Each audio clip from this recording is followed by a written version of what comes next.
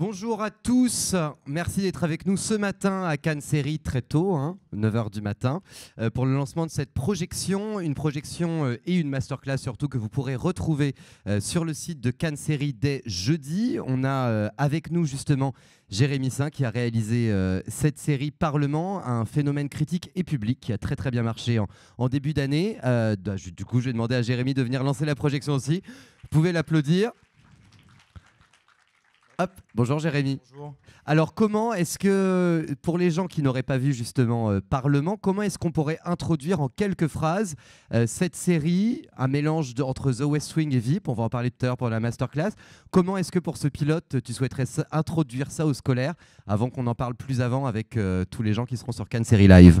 Disons que c'est, pour résumer, une comédie à la fois politique et sur la politique. Et je pense que c'est aussi un bon récit initiatique au travers du personnage de Samy que vous allez rencontrer. De toute façon, comme c'est le premier épisode de la série, tout va vous être expliqué extrêmement clairement dans l'épisode. Et puis surtout, dire qu'on ait 14 ans ou 70 ans, Parlement, ça peut paraître un peu rédhibitoire et pourtant c'est une série très drôle, très fun, ludique et pédagogique. Comment est-ce qu'on arrive en juste quelques phrases, on en parlera tout à l'heure, à mélanger le comique et le sérieux de la politique?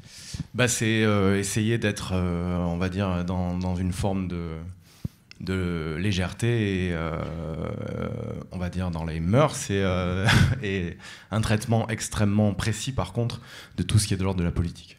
Voilà, donc vous allez le voir, Parlement, un premier épisode de 26 minutes, et puis on en parle longuement avec Jérémy tout à l'heure, et puis vous pourrez retrouver cette masterclass sur Cannes Série Live dès jeudi. Bonne projection. Comment est née cette idée de Parlement? Je le rappelle, un grand succès et public et critique en début d'année donc sur France Télévisions. Comment as-tu été approché? Comment est née cette série et combien de temps a duré ce qu'on appelle la pré-production? Alors la série est née, je pense que le créateur Noé Debré est né à Strasbourg, pas loin du Parlement. Je pense qu'il est passionné depuis toujours par la question du Parlement européen. Je crois que c'est un projet qui mène depuis 7 ou 8 ans, même peut-être un petit peu plus, et qui s'est développé via aussi l'arrivée de 2 auteurs eurocrates qui donc travaillaient au Parlement. Et avec l'apport d'un joker, un scénariste anglais qui vient pour mettre en forme un peu les blagues, etc. Donc c'est parti de... Je pense que c'est l'initiative de Noé qui a ce lien un peu initial avec le Parlement. Ouais. Oui, parce que du coup, voilà, on peut citer aussi dans l'équipe artistique Émilie Noblet, Darren Johnson, Pierre Dorac, Maxime Caligaro et une idée originale donc du coup de Noé Debré. Vous avez collaboré, à quel point vous avez collaboré avec le Parlement européen? Puisqu'il y a des scènes, est-ce qu'il y a des scènes qui sont tournées là-bas? Comment vous avez collaboré? L'ensemble de la série, alors toutes les parties strasbourgeoises sont tournées dans le vrai Parlement de Strasbourg. Okay. Et là, quand on est à Bruxelles, quand ça se passe au Parlement européen à Bruxelles, c'est dans un bâtiment qui s'appelle le Comité des régions, qui est une annexe du Parlement européen. Okay. Voilà, donc en fait ça ressemble, mais c'est une version un peu plus petite, un tout petit peu plus cheap aussi du Parlement. Ils avaient le scénario avant? Comment est-ce qu'ils ont autorisé? Parce que vous êtes un peu cynique, vous n'êtes pas tendre forcément avec les députés parlementaires, donc comment ça s'est fait justement cette collaboration? Je pense pas qu'on soit cynique, on est féroce avec eux, peut-être. Féroce. Je sais pas, je pense que de toute façon ils étaient dans une logique où il n'y a pas de mauvaise publicité, étant donné que personne ne sait exactement ce qu'ils font là-bas.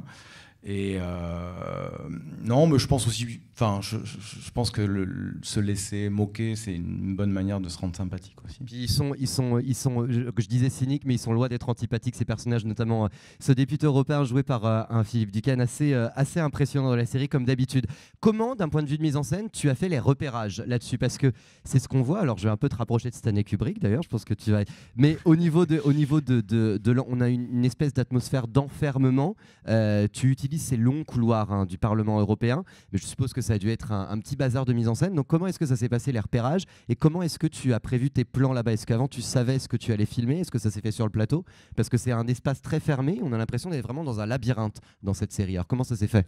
Ce motif du labyrinthe, de toute façon, je pense qu'il y avait quelque chose d'un peu kafkaïen dans le scénario qu'il fallait retranscrire par la forme. On a repéré, en fait, avec Émilie, qui a réalisé notamment cet épisode-là, donc cette longue scène de couloir, mais il y en a une qui est un peu jumelle dans un autre épisode que j'ai réalisé. Oui, je pense que, de toute façon, étant donné le volume de travail sur une journée, on est obligé de préparer très en amont le découpage. De toute façon, à partir du moment où on n'a pas un steadicam tout le temps, donc il faut bien prévoir les jours où on a ces déambulations dans les couloirs, etc. Non, c'est très anticipé. Comment on a repéré en fait, c'est toujours un peu le même principe pour mettre au réel les choses, quoi. C'est-à-dire ce qui est au scénario et que tout d'un coup on doit faire rentrer dans la vraie vie. On essaie de trouver l'endroit qui match le mieux et où on a l'autorisation de tourner, ce qui est quand même pas toujours gagné. On a eu pas mal de galères pour obtenir les autorisations de tournage pour Parlement quand même. Oui, alors que justement, parce qu'on a, au-delà de cette atmosphère d'enfermement, etc., comment est-ce que vous avez réussi à avoir, avant qu'on aille encore dans des questions de mise en scène, mais à avoir ces fameuses autorisations? Parce que c'est rare d'avoir une série déjà sur ce thème-là, en tout cas en Europe, beaucoup aux États-Unis, mais peu en Europe. Et ils sont peut-être un petit peu, ils ont peut-être un petit peu peur justement, les parlementaires, etc. Comment est-ce qu'on va représenter notre... Comment vous avez réussi à avoir justement ces autorisations? Je pense que les deux, la production, c'est quand même armée de patience. N'a jamais vraiment abandonné. Il y a plusieurs moments où on était, nous, de notre côté, un peu désespérés parce qu'on se disait c'est pas possible, on va jamais pouvoir tourner, en fait, tout simplement parce que c'est vrai qu'on joue pas dans la même ligue là. Enfin, le cinéma, ils s'en foutent, clairement, les politiques européens, en tout cas, ça les impressionnait pas beaucoup. Je pense que maintenant que la série est faite, ils vont avoir une espèce de sympathie, donc ça sera beaucoup plus simple. Mais non, en gros, j'ai l'impression que ça a été des tractations politiques, de la stratégie, et nos deux auteurs qui sont, on va dire, très au fait des rouages européennes. Ont été des alliés pour obtenir le décor. Ceci dit, une des grandes inquiétudes qu'avaient notamment les gens du comité des régions, c'est que c'était un étage vide et ils ont eu très peur qu'on leur dise s'il est vide, à quoi il sert, donc on va l'utiliser pour autre chose. En fait, il y a un côté un petit peu, il y avait un côté un petit peu décor prêt à utiliser dans cet ensemble de couloirs là. Et tu le disais, les auteurs, ils sont très au fait, justement, c'est ce qu'on sent. Ils sont très précis dans ce qu'ils disent. Pourtant, c'est une série inclusive, j'aime bien appeler ça comme ça, c'est-à-dire que même si on n'y connaît rien, on comprend ce qui se passe. C'est peut-être d'ailleurs ce qui a fait son succès en début d'année sur France Télévisions. Comment est-ce qu'on arrive à faire une série aussi précise et aussi détaillée sur tout ce qui est vocabulaire de Parlement européen, mais aussi à inclure les gens, c'est grand public, tout en étant aussi de niche? Comment est-ce que vous avez réussi à faire justement ce mix qui a fait le succès de la série, justement? Après, je pense que c'est un truc de dramaturgie assez habituel, c'est que lui, Samy arrive, c'est un noob, il ne comprend rien, donc du coup, dans le premier épisode, on lui explique à peu près tout avec des termes techniques qu'on peut repréciser. Enfin, je veux dire, dans toutes les séries, c'est un peu ça, c'est toujours... Mais ça, c'est resté, vous allez le découvrir sur l'ensemble de la saison. Sur l'ensemble de la saison, on garde cette précision dans l'écriture, mais on garde aussi le fait que ce soit inclusif, ces scènes de comédie, etc. Le mix, il est fait dans toute la saison. Au niveau du mélange des genres pour la balance, ouais. Choses, ouais. Ça, je sais pas. En fait, le truc, c'est que c'est aussi très sérieux dans la comédie, c'est-à-dire qu'il y a quand même une rigueur d'écriture un peu slapstick, burlesque, qui va vite, qui fait que c'est toujours un peu technique malgré tout. Même la comédie, la comédie qui est un peu des trucs des bêtises un peu régressives, etc. C'est toujours assez technique et en écho à des sujets sérieux, etc. Et comment tu as choisi tes acteurs? Alors, tu vas me dire, Kevin, par un casting, j'imagine bien, mais on a vraiment l'impression que les rôles sont faits pour eux. Xavier Lacaille, que vous avez vu, qui est le premier rôle de Parlement, c'est également un des auteurs d'une grande série à succès cette année qui est Validée, la série de Franck Gastambide sur Canal+, donc il a 2 casquettes, et auteur et acteur. On a vraiment l'impression que le rôle est fait pour lui. Alors, est-ce que peut-être il y a eu des arrangements d'écriture après? Même chose pour Philippe Duquesne, qui est un immense comédien et de comédie et de boulevard, mais aussi de drame, qui est assez dingue dans la série. Donc, comment est-ce que tu les as choisis? Et ensuite, est-ce qu'il y a eu un changement d'écriture pour ces personnages-là, ou est-ce que le scénario restait le même tout le temps? Pour le casting, c'est vraiment une dynamique avec Noé, Émilie, donc l'autre réalisatrice, et la chaîne. Et là, c'était quand même un dialogue à trois en permanence autour de... Bon, il y a des évidences, honnêtement.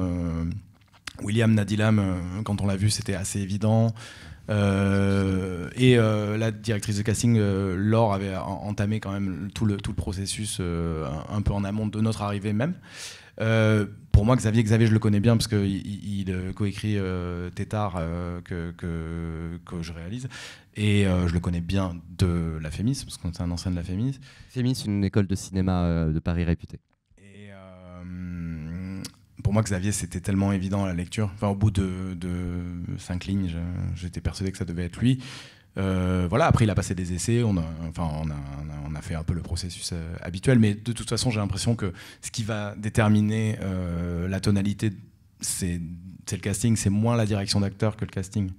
Après, je veux dire, 90% du boulot de la direction d'acteur, c'est le choix des comédiens. Vous avez travaillé en impro un petit peu, parce qu'ils sont tellement justes qu'on a vraiment l'impression que le dialogue file. Est-ce qu'il y a eu des impros Il y a un peu d'impro, il y a du cahier B aussi, ça c'est assez intéressant, mais Noé fournissait une sorte de cahier B, des scènes coupées ou des choses comme ça pour se nourrir. Il y a de l'impro, Xavier, c'est difficile de pas l'autoriser à improviser. Philippe, pas vraiment. Philippe Duquesne, il improvise en fin de séquence, mais il n'est pas forcément il est hyper rigoureux. Le rôle était écrit comme ça, le rôle de Philippe Duquesne, donc le député européen, dans le scénario, parce qu'il en fait vraiment quelque chose d'à part, d'ovniesque. C'était écrit comme ça, oui. D'accord. Espèce de fuyard, quoi. Parce qu'il est vraiment, vraiment excellent dans la série et il rajoute des petites touches comiques très appréciées. Et comment est-ce que tu as travaillé en différentes langues, hein, puisque quelque chose qui m'a un petit peu frappé dans la série, c'est que les scènes du Parlement européen, en tout cas en français, avec les députés français, sont filmées un petit peu de manière burlesque. On pense un peu à Francis Weber, La Chèvre, alors que les scènes british sont filmées à la britannique. On pense à 4 mariages et un enterrement, on ressent vraiment l'atmosphère britannique. Est-ce que c'était intentionnel justement de filmer de deux manières différentes? Et puis comment tu as travaillé en différentes langues justement? Est-ce que c'était facile? C'était pas facile. J'ai un niveau d'anglais LV2 à peu près. Non, c'était un peu compliqué en termes de... Vraiment en termes de... Le switch était très compliqué par exemple dans une journée. Xavier est complètement bilingue. Donc parfois, quand même, on l'utilisait un peu pour traduire l'idée. Parfois, le langage technique de la mise en scène est compliqué à exprimer. Et sur les différences de style, j'ai l'impression que c'est assez... je pense que les séquences sont mises en scène de la même manière. C'est juste que le rythme des Britanniques est différent. Et donc, quand le rythme de l'acteur est différent... Au niveau de la lumière, alors peut-être que c'est parce que c'est british, etc. Mais j'avais vraiment l'impression qu'il y avait un travail différent dans les scènes en anglais et les scènes en français au niveau de la technique pour donner une atmosphère. Mais peut-être que le texte se suffit à lui-même et que c'est ça qui donne... Et même au-delà du texte, je pense vraiment les Anglais ont leur rythme à proprement parler. Et par contre, ce qui était bien, c'est qu'en gros, tous nos acteurs français sont... à part Philippe, ont une capacité à switcher à l'anglais sans aucun problème. Donc on a des scènes qui sont franco-britanniques.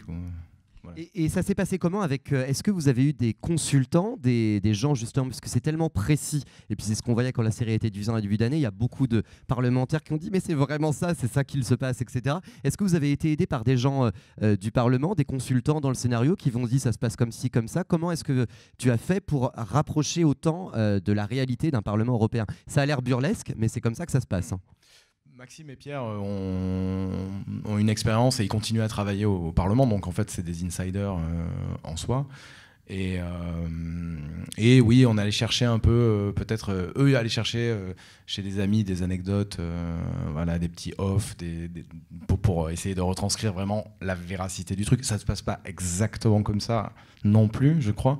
Mais bon, c'est un trait un peu grossi de la vie au Parlement européen. Ouais. Ah oui, bah complètement. Et comment est-ce que justement, comment tu expliques le fait que cette série est autant marché d'un point de vue critique et public, une série familiale, une série que les parents ont regardé avec leurs enfants, mais les étudiants en politique aussi, etc. Est-ce que c'est quelque chose auquel tu t'attendais en la tournant ou est-ce que ça t'a surpris en début d'année? Quand on a fini le montage image, qu'on a vu tous les épisodes bout à bout, je me suis dit ça marche. Je veux dire, voilà, et je le dis en toute modestie, je me suis dit, bah voilà, ça marche. En termes narratifs, ça marche. En termes affectifs, par rapport au personnage, ça marche. Et il y a une question de romance qui est quand même assez importante dans la série. Vous ne l'avez pas forcément vu dans l'épisode 1, mais ça aussi, ça marche. Donc du coup, je me suis dit, ça peut rencontrer un public, mais vraiment, en vrai, j'en savais rien. On était aussi la première série de France.tv. Donc, du coup, j'avais une espèce de... Enfin, il n'y avait pas de précédent, donc on n'avait pas non plus de point de comparaison, ce qui n'était pas désagréable en soi. Première petite pause dans cette masterclass. C'est pas la première fois qu'on parle de politique européenne, en tout cas au cinéma ou dans les séries. Henri Verneuil l'avait fait dans les années 50 et 60 avec un film qui s'appelle Le Président, ce qui me permet du coup de parler du formidable festival Lumière, qui en même temps que Cannes Série. Vous allez le voir, un petit peu comme dans Parlement, qui a été fait bien avant le confinement, Covid, etc. Où on a vraiment l'impression d'entendre ce qu'on a entendu après en télévision dans certains débats. Ce que vous allez voir, c'est Jean Gabin qui parle de l'Europe dans les années 60. Et puis vous allez voir, évidemment, cela s'est avéré vrai les années d'après, puis ce qui me permettra ensuite de te parler de ton travail de recherche pour Parlement.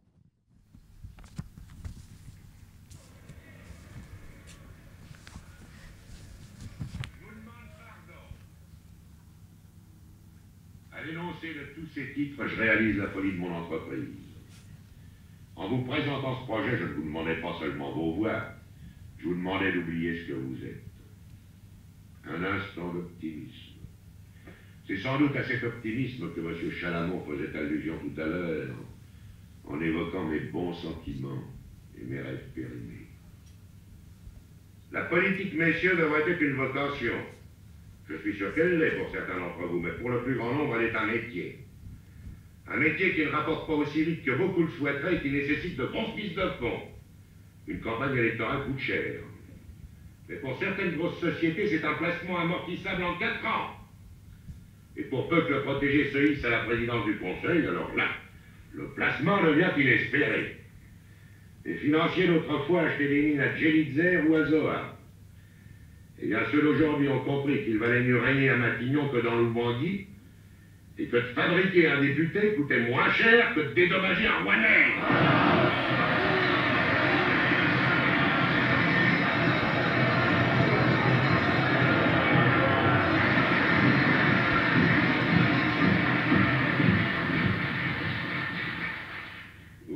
Messieurs, nous aurons enfin été d'accord une fois.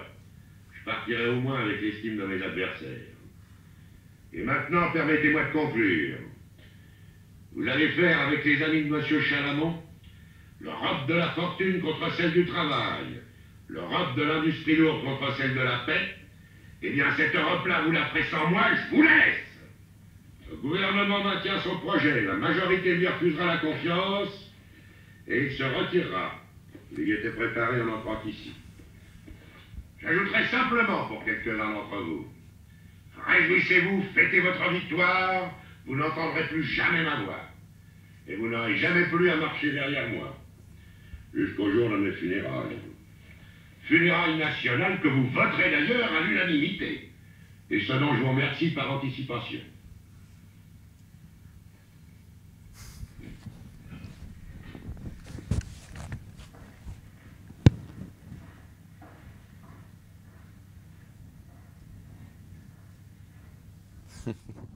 Voilà, Jean Gabin dans Le Président d'Henri Verneuil, 1961, me semble-t-il. Comment on prépare une série comme Parlement? Est-ce qu'on lit des livres? Est-ce qu'on regarde des documentaires? Est-ce qu'on regarde des films sur ce qui a déjà été fait, même si c'est un peu inédit en France? Comment est-ce que tu t'es préparé à cette série?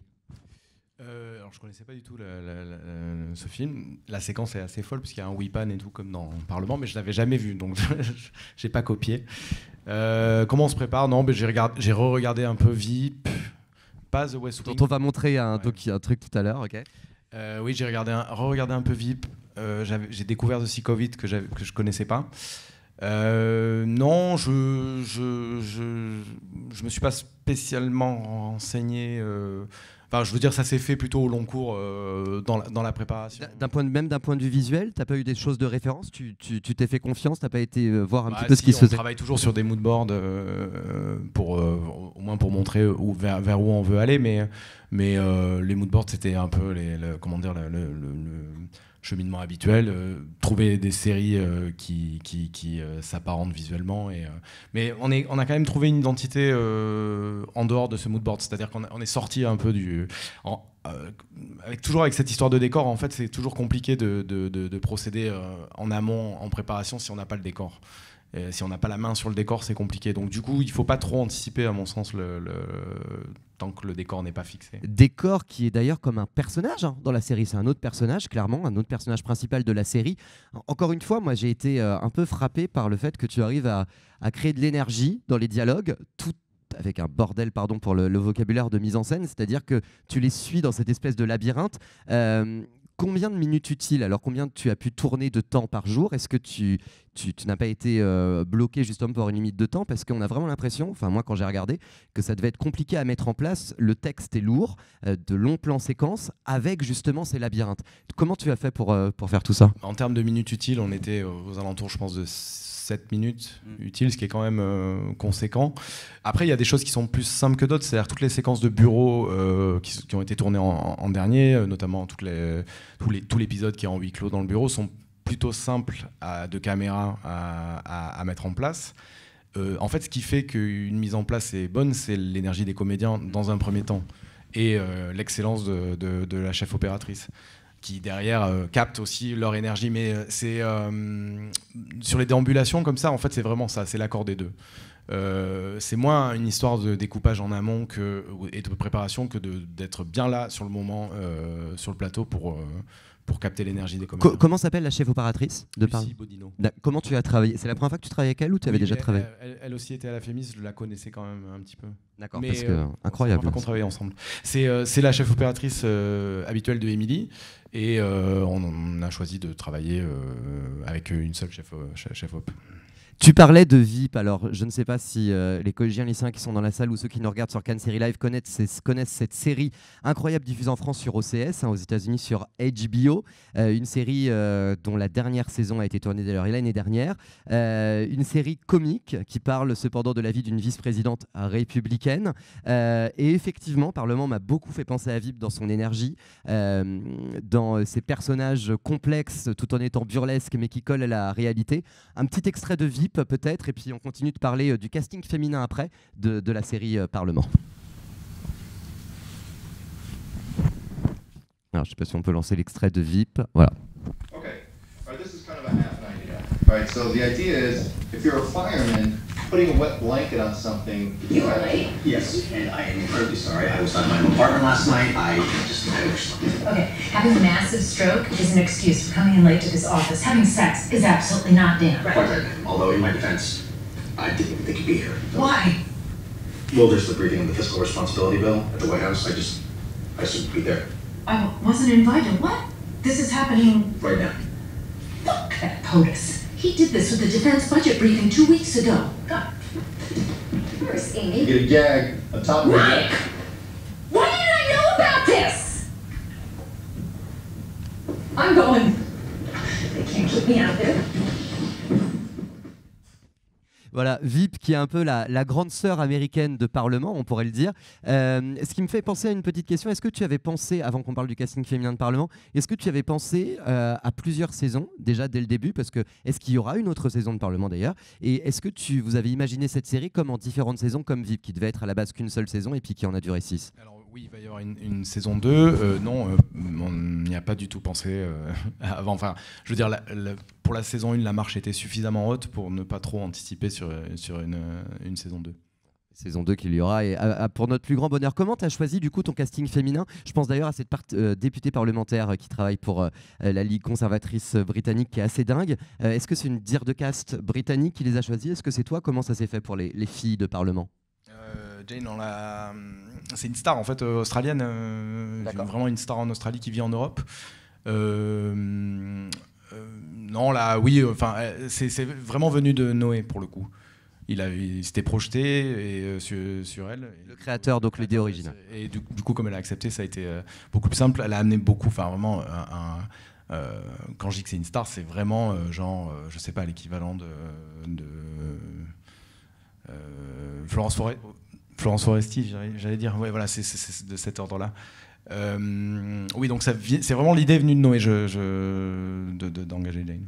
D'accord, parce qu'elle est vraiment, vraiment incroyable dans la série. Et comment est-ce que tu as travaillé avec justement les acteurs? Est-ce que vous avez fait des lectures avant? Parce que, encore une fois, l'alchimie, hein, quand vous avez vu le pilote, hein, mais c'est ça sur les 10 épisodes, l'alchimie, elle est dingue avec ces acteurs-là. Est-ce que vous avez fait différentes lectures, des répétitions? Tu disais que tu pouvais improviser avec Xavier, mais comment est-ce que ça s'est fait pour créer cette alchimie? Est-ce qu'ils sont juste talentueux et ça se fait sur le plateau, ou est-ce que vous avez beaucoup lu avant?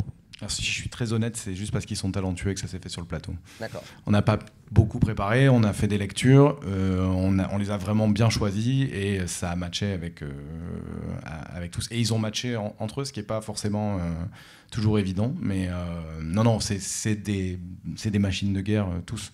Après, t'as vu beaucoup de gens au casting? Parce que le casting est assez dingue, Oui, je suppose. On a vu du monde, mais on a vu beaucoup de monde pour le rôle de Samy. Ah.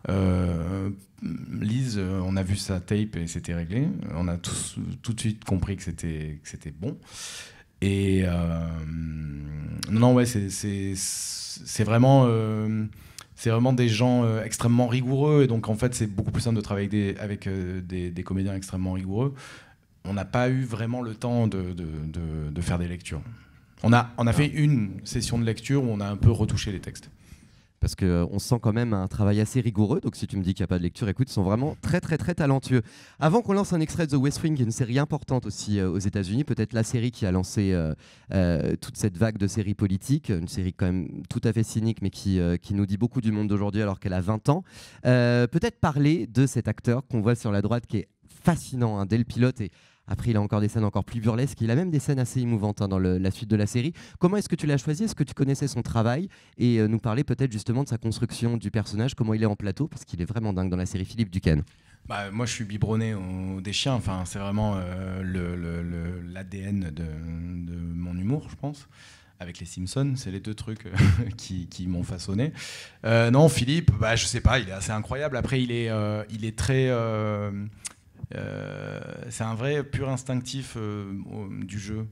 Il peut bloquer sur des choses parfois, sur des indications, etc. Il n'est pas forcément... c'est un insoumis un peu. Mais c'est quand même quelqu'un déjà de très agréable et de très gentil. Je pense qu'il match aussi très très bien avec le personnage. Enfin, il lui donne une couleur très française en fait.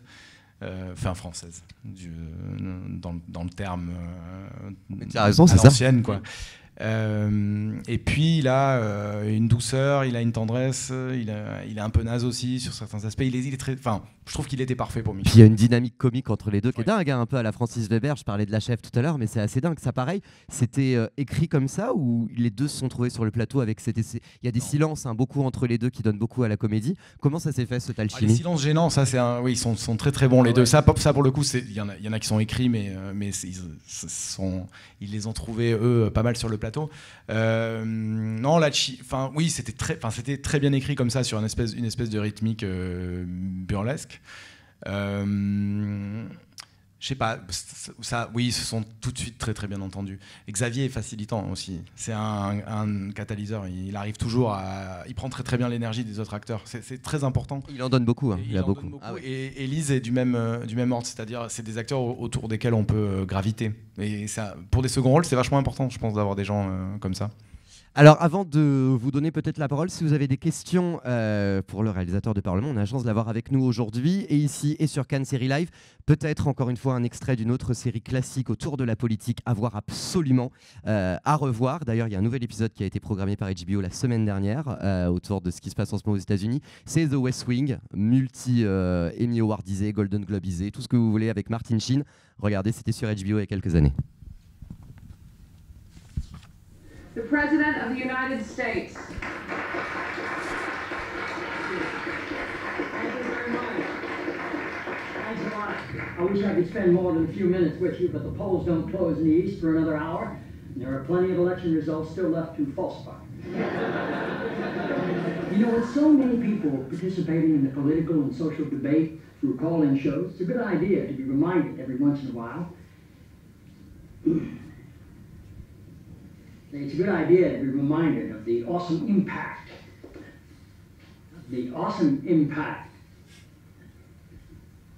I'm sorry, you're Dr. Jenna Jacobs, right? Yes, sir. It's good to have you here. Thank you.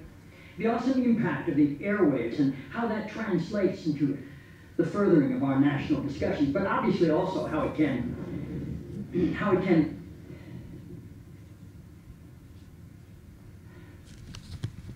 forgive me, Dr. Jacobs. Are you an MD? A PhD. A PhD? Yes, sir. In psychology? No, sir. Theology? No. Social work? I have a PhD in English literature. I'm asking because on your show people call in for advice and you go by the name Dr. Jacobs on your show, and I didn't know if maybe your listeners were confused by that and assumed you had advanced training in psychology, theology, or healthcare. I don't believe they are confused, no, sir. Good. I like your show. I like how you call homosexuality an abomination. I don't say homosexuality is an abomination, Mr. President. The Bible does. Yes, it does.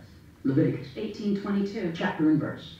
I wanted to ask you a couple of questions while I had you here. I'm interested in selling my youngest daughter into slavery as sanctioned in Exodus 21:7. She's a Georgetown sophomore, speaks fluent Italian, always cleared the table when it was her turn. What would a good price for her be? While thinking about that, can I ask another? My chief of staff, Leo McGarry, insists on working on the Sabbath. Exodus 35:2 clearly says he should be put to death. Am I morally obligated to kill him myself, or is it okay to call the police? Here's one that's really important, because we've got a lot of sports fans in this town. Touching the skin of a dead pig makes one unclean, Leviticus 11:7.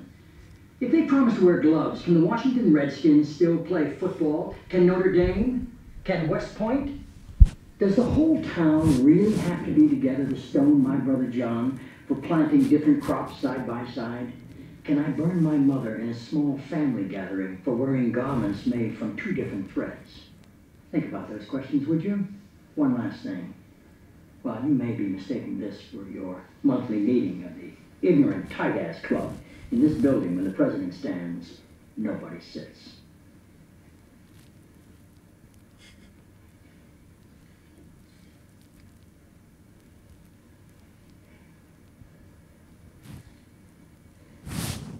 Toby. Yes, Mr. President. That's how I beat him.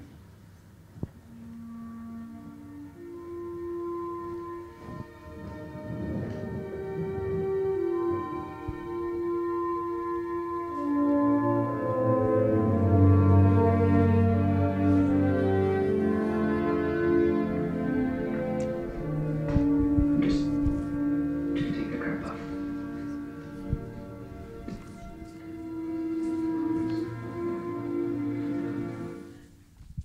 Voilà, The West Wing, un nouvel épisode d'ailleurs est sorti la semaine dernière à regarder absolument. Le temps qu'on prenne peut-être on a peut-être le temps d'une ou deux questions.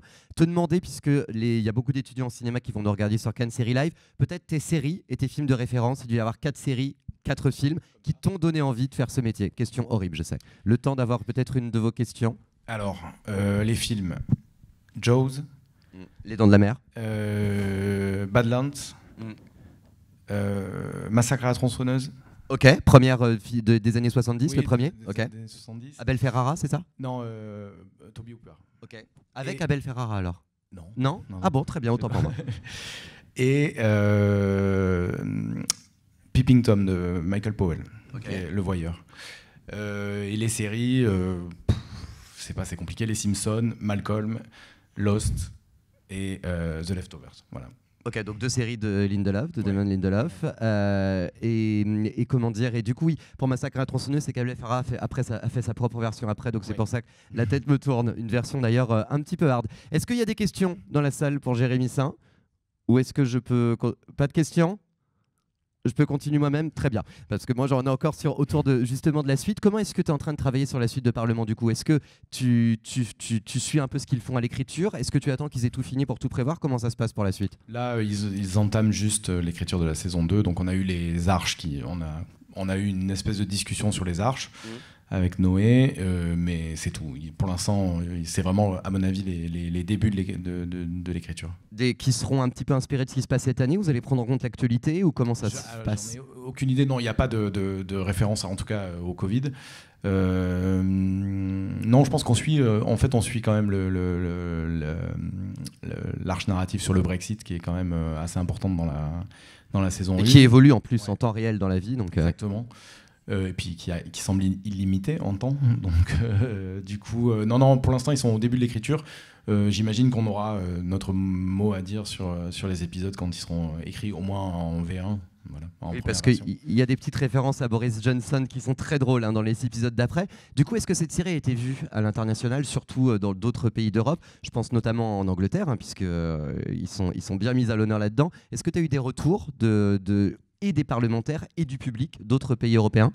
Bon, ça a été diffusé en Belgique, ça commence à être diffusé en Allemagne. Je vais demander à CNeT, ça n'a pas été diffusé en Angleterre?